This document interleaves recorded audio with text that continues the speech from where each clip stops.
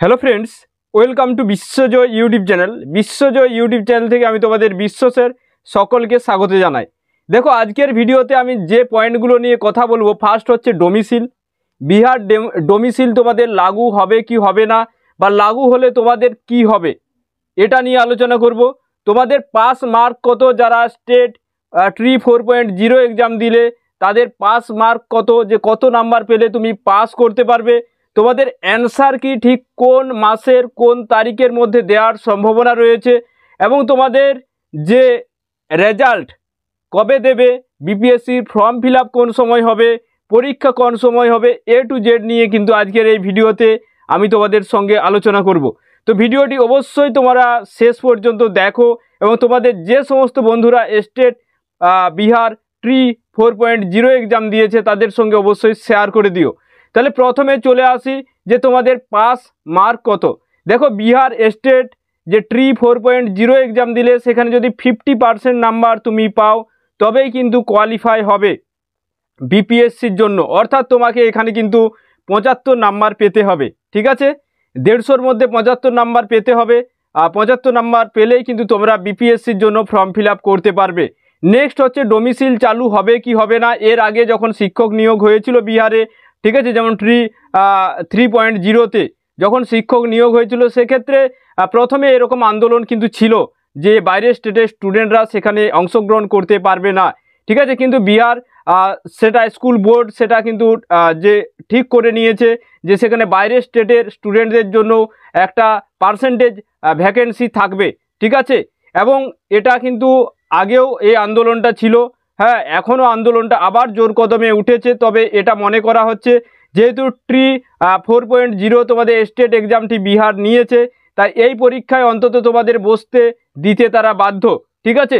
তো ডোমিসিল আশা করি যে যেমন ওয়েস্ট বেঙ্গলেও, হ্যাঁ, যে অন্যান্য ভ্যাকেন্সির ক্ষেত্রে আমরা দেখি যে অন্যান্য স্টেটের স্টুডেন্টরা কিন্তু এক্সাম দিতে পারে। যাই হোক, দেখে নাও যে তোমাদের আমি বলে রাখি যে তোমরা অবশ্যই হতাশ না হয়ে পড়াশুনো করো, বিপিএসসির জন্য খুব ভালো হবে। আর তোমাদের যে অ্যান্সার কি, ঠিক আছে, সেই অ্যান্সার কি তোমাদের কিন্তু এই মাসের, অর্থাৎ তোমাদের এই যে জুন মাসের লাস্ট উইকেই দেবে। অর্থাৎ তোমাদের ধরে নিতে পারো 25-এর পর থেকে 30-এর মধ্যেই কিন্তু তোমাদের অ্যান্সার কি দিয়ে দেবে। এবং তোমাদের যে ফাইনাল রেজাল্ট, হ্যাঁ, বিহার স্টেট ট্রি 4.0 যে ফাইনাল রেজাল্ট সেটা কিন্তু তোমরা পেয়ে যাবে জুলাই মাসের, ঠিক আছে, 15 তারিখের মধ্যেই। জুলাই মাসের হয়তো শেষের দিকেই তোমাদের বিপিএসসি ট্রি 4.0-র ভ্যাকেন্সি আপডেট হয়ে ভ্যাকেন্সি আউট হওয়ার পরে তোমাদের ফর্ম ফিল আপ হয়ে যাবে, ঠিক আছে। এবং তোমাদের বিপিএসসি এক্সাম সম্ভাবনা রয়েছে, বিপিএসসি এক্সামের তোমাদের সম্ভাবনা রয়েছে আগস্টের শেষে, যে 24শে আগস্ট একটা বিহার ক্যালেন্ডারের যে ডেট, ঠিক আছে, বিহার এক্সামের যে ডেট, যে ক্যালেন্ডার তারা প্রকাশ করেছে, সেখানে 24শে আগস্ট বিপিএসসি এক্সাম ডেট দেওয়া আছে। যাই হোক, তাহলে ডোমিসিল লাগু হচ্ছে না, এটা যদিও অফিসিয়ালি নয়, যতক্ষণ না অফিসিয়ালি কোনো নোটিশ আসছে অপেক্ষা করতে হবে, ঠিক আছে। যারা ওয়েস্ট বেঙ্গল থেকে আছো, বিভিন্ন কোর্সে যারা অ্যাডমিশন হতে পারছো না, তাদেরকে আমি বলবো যে ওয়েট করো, ঠিক আছে। যারা বিপিএসসির জন্য ধরে নাও যদি কেউ আমার কাছেও প্রিপারেশন নিতে চাও, তোমরা চাইলে ওয়েট করে দেখো যে ডোমিসিল লাগু হয় কি হয় না। তাছাড়া অনেকগুলো টাকা তোমাদের ক্ষতির সম্ভাবনা হতে পারে।